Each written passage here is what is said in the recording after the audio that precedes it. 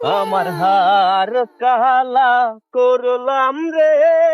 ও কাকু, ওরে তোর দাদার জমি ধান কই? কি তোর দাদার জমি ধান কই মানে?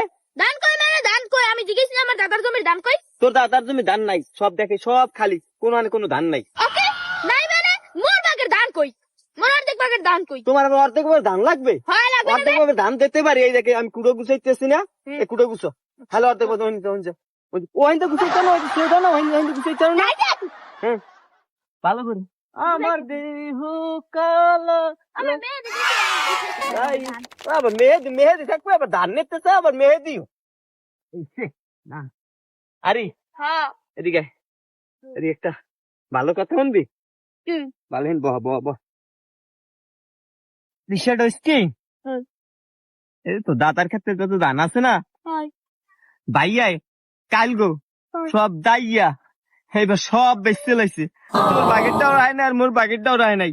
আর কইছে এই যদি কুটো যে আছে সব যদি আমরা দুজনে না গুছাই, দুটার ঘরেই রাখবে না, ঘরে একটা নামাই দেবে।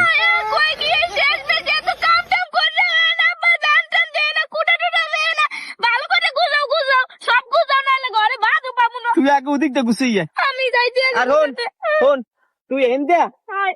ওই পর্যন্ত গুছা, মুঠন বাড়ি গুন নাই পানি খেয়ে। বিড়ি খাইতে যাও না, বিড়ি খাইতে যাও। তুই জানো বিরিকেট যাই, গুছা কেন করে গুছো। বিড়ি খাই তাড়াতাড়ি আবার তোমার ঝোল হইবে, কলের হইবে, তাড়াতাড়ি আবার। 哎呦我的妈！